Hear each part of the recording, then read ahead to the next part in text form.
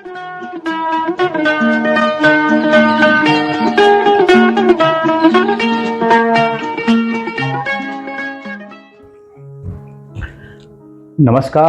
आदाब दोस्तों।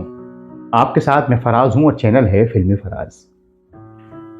आज सोचा ज़रा कुछ शाही अंदाज में आपके सामने चलें, क्योंकि जिस शख्स का जिक्र करना है वो शाहाना रहे, शाही, नवाब, राजा, महाराजा, मतलब फिल्मों में जिनका असली नाम शीतल बटाबैल था और फिल्मी नाम प्रदीप कुमार।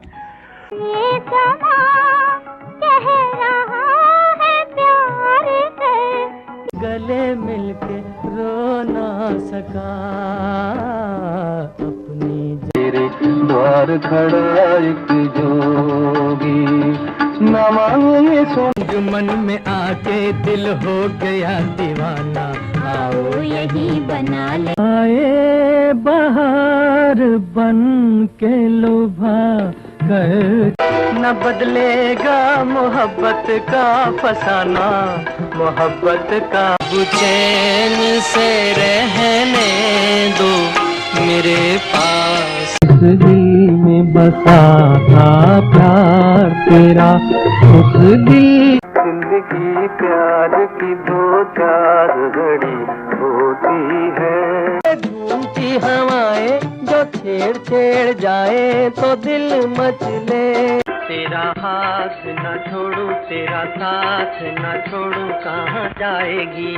प्रदीप कुमार साहब का जब नाम सामने आ जाता है तो आपका नहीं मालूम, लेकिन मेरे सामने सबसे पहले ताजमहल फिल्म आती है और वो गीत आता है, जो वादा किया वो निभाना पड़ेगा।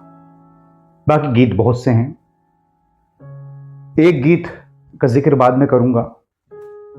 रफ़ी साहब ही ने गाया है, जो रफ़ी साहब के 10 बेहतरीन नगमों में, अद्भुत नगमों में माना जाता है। प्रदीप कुमार साहब हम जानते हैं कलकत्ता में पैदा हुए।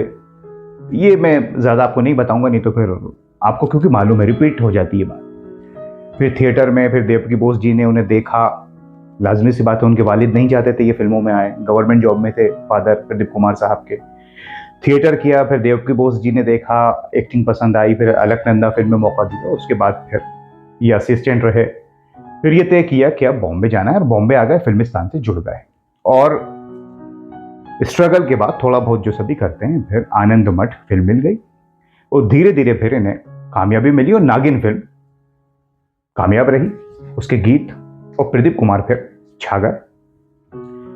एक बात तो यहां ये भी आपको बताएं कि ये प्रदीप कुमार साहब से जोड़ा जाता है कि प्रदीप कुमार यानी ऐतिहासिक फिल्में, ये तो खैर सच है, वो जमते थे उन रोलों में, इसलिए एक तरह से टाइप्ड हो गए कि उस तरह की फिल्में उन्हें मिला करती थी। श्री फरहाद और ताजमहल, है ना, राजहट, नूरजहां, बहू बेगम, बहुत सारी फिल्में। खुदा रखे मोहब्बत ने किया आबाद दोनों का, मैं उनके दिल में रहता हूँ। लेकिन इसके अलावा भी उन्होंने कई फिल्में की हैं, फैशन, डिटेक्टिव, महलों के ख्वाब और कई फिल्में, उस्तादों के उस्ताद, मेरी सूरत तेरी आंखें, अफसाना, संजोग, वहां भी उन्होंने अच्छा काम किया जिसे पसंद किया गया है, घूंघट। अब जब प्रदीप कुमार साहब आ गए 50s में और 60s में उनका दबदबा रहा। 60s में ये कहें कि 65, 66, 67 में आई थी बहू बेगम और नूरजहां। हालांकि ये फिल्में तो खैर कामयाब नहीं हो पाई थी, लेकिन 50s में जो उनकी फिल्में आना शुरू हुई नागिन के बाद, उसके पहले बादशाह वर्गा आ रही थी और फिर हीर और तमाम फिल्में, इसके गीत चल ही रहे थे। प्रदीप कुमार चल पड़े, जबकि ये वो दौर था जब दिलीप कुमार साहब, राज कपूर जी, देव साहब, टिकरी थी इनकी। और भी हीरो थे, भारत भूषण भी आ गए थे, सुनील दत्त भी आ गए थे, उनकी भी फिल्में आ रही थी, और बल्ला साहनी साहब, सारे हीरो काम कर रहे थे। और फिर बाद में तो राजेंद्र कुमार भी आ गए, सब आने लगे। लेकिन प्रदीप कुमार साहब की फिल्में, एक तो राजा महाराजाओं की, नवाबों की, बादशाहों की फिल्में, दूसरा जो मैंने देखा कि 1955 से अदले जहांगीर जो फिल्म है, उसमें रफ़ी साहब ने उनके लिए बैकग्राउंड में एक गीत गाया है। फिर वहाँ से सिलसिला शुरू हुआ रफ़ी साहब का और प्रदीप कुमार जी का गीतों का। और कुछ लोग या ज़्यादातर लोग ये मानते हैं कि प्रदीप कुमार साहब का जो फिल्मी करियर आगे बढ़ा, फिल्में कामयाब हुई, सिल्वर जुबली और गोल्डन जुबली, कोई आसान बात नहीं थी उस तिकड़ी को मात देना। उसमें रफ़ी साहब की आवाज़ का बड़ा इंपॉर्टेंट रोल रहा। ये जो शुरू हुआ ना, श्री फरहाद, हजारों रंग बदले का ज़माना, मधुबाला के साथ कई फिल्मों में काम किया, 7-8, और मीना कुमारी, खैर हम उस पर बात करेंगे आगे। तो रफ़ी साहब गा रहे थे और फिल्में आ रही थी। कुछ गीत उन पर पिक्चराइज हैं, कुछ बैकग्राउंड में, लेकिन रफ़ी साहब गा रहे थे। हीर के गीतों को कौन भूल सकता है, राजहट आए बाहर बन के लुभा कर चले गए, बड़ा खूबसूरत नगमा है दोस्तों।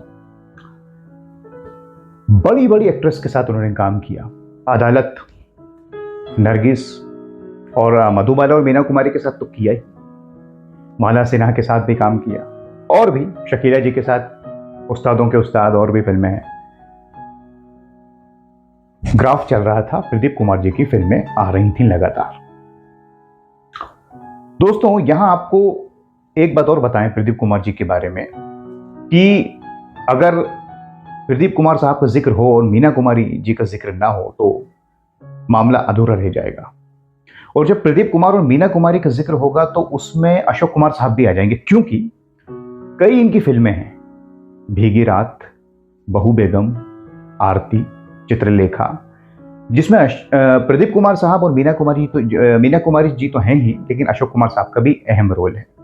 हालांकि इन लोगों ने और भी फिल्मों में साथ काम किया है। मीना कुमारी को याद हमेशा करते थे प्रदीप कुमार, बल्कि वो ये मानते थे कि मुझे मोहब्बत थी और है मीना कुमारी से।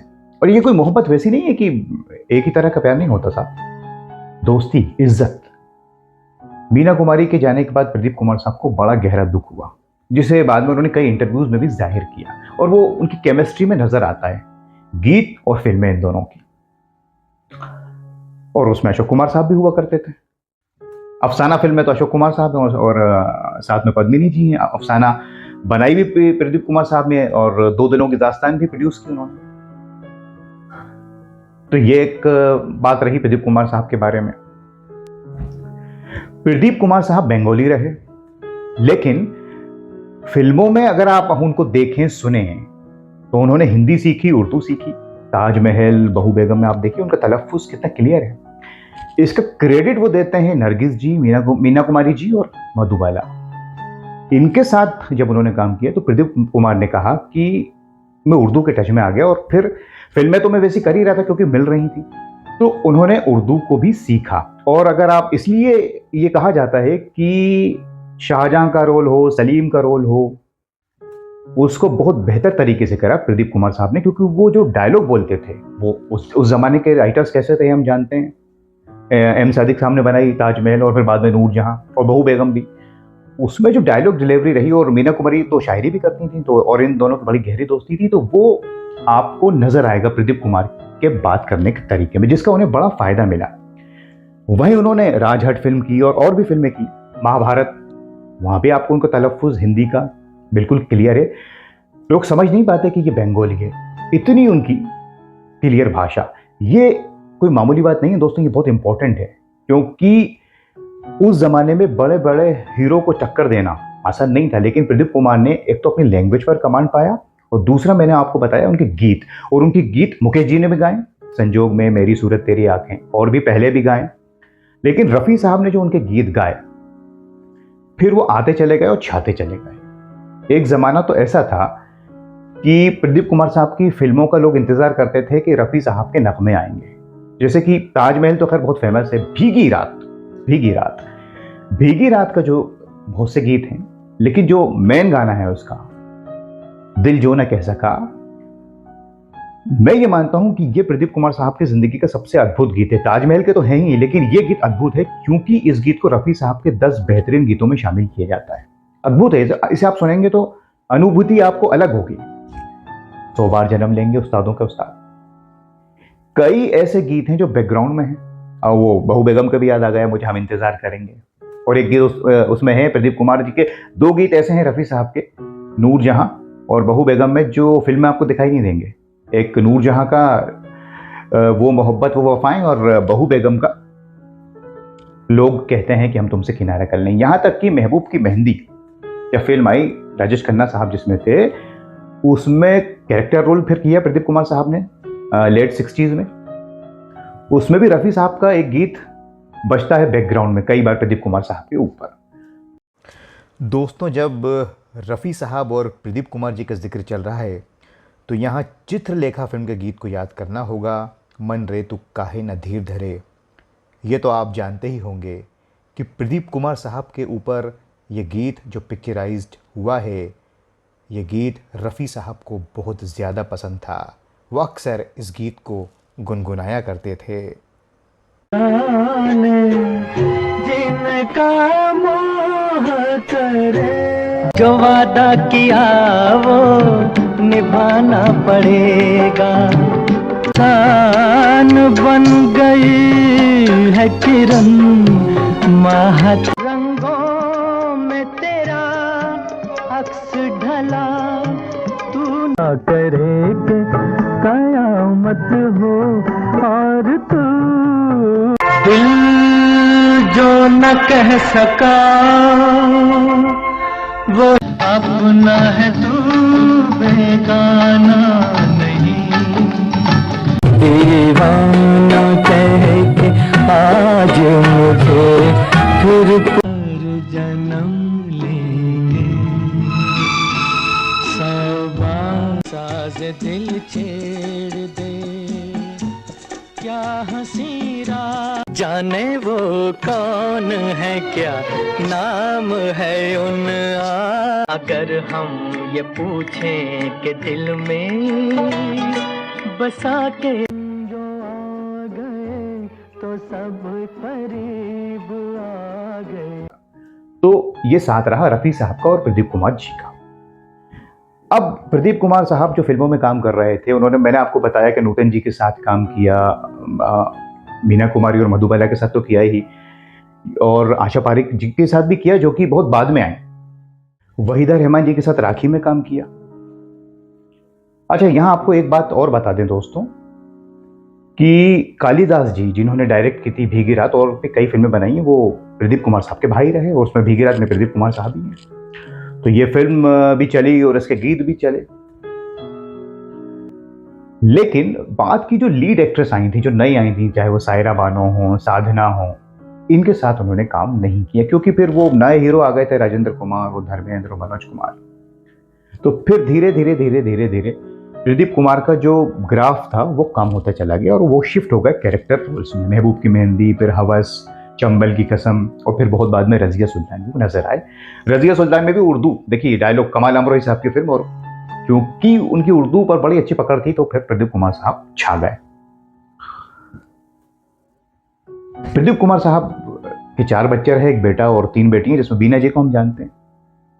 ये बात छन छन के आती है कि उनको लकवा हो गया था, बीमार हो गए थे, और आखिरी दिन उनके कलकत्ता में बीते बहुत बुरी हालत में। उनके 4 बच्चों ने उन्हें छोड़ दिया था। यह भी होता है साहब, वो शख्स जो बादशाह रहा, राजा रहा, नवाब रहा, फिल्मों में सबका प्यार मिला, लेकिन दिल काफी नरम था, उन्होंने पैसा नहीं कमाया। यही वजह रही कि जब उनकी फिल्में फिर एज अ हीरो नहीं आ रही थी, काम नहीं मिल रहा था, तो फिर सब लोग मुंह मोड़ लेते हैं। तो बच्चों ने भी ऐसा किया और बाद में फिर कलकत्ता में उन्होंने आखिरी सांस ली। वहाँ एक बिजनेसमैन ने उनका साथ दिया, उनके घर पे एक लड़के को रखा और वहीं पर प्रदीप कुमार साहब ने 2001 में इस फानी दुनिया को अलविदा कह दिया। लेकिन प्रदीप कुमार साहब का जो करियर रहा है ना दोस्तों, जब प्रदीप कुमार जी का नाम याद आएगा तो रफ़ी साहब का नाम जुड़ेगा, मीना कुमारी जी, मधुबाला, अशोक कुमार साहब और भी कई लोगों का नाम जुड़ेगा। हम इस चीज को भूल नहीं सकते। वो बहुत सी बातें कर सकते हैं प्रदीप कुमार जी के बारे में, लेकिन मैं आखिर में आपसे यही कहूंगा कि जो कुछ भी उनके साथ हुआ आखिर में, हम उस पर नहीं जाएंगे। हम याद करेंगे उनकी फिल्मों को, गीतों को, उनकी फिल्मों को, उनकी शान को, शौकत को, और वैसे ही प्रदीप कुमार हमें पसंद हैं। आपको कैसे प्रदीप कुमार पसंद हैं? आपकी कैसी यादें उनके साथ वाबस्ता हैं? ये हमें आप कमेंट्स करके बताइए। कहाँ? यहीं इसी चैनल पर हम इंतज़ार करेंगे। कब तक के लिए अगले कार्यक्रम तक के लिए अपना ख्याल रखें। नमस्कार, खुदा हाफिज़।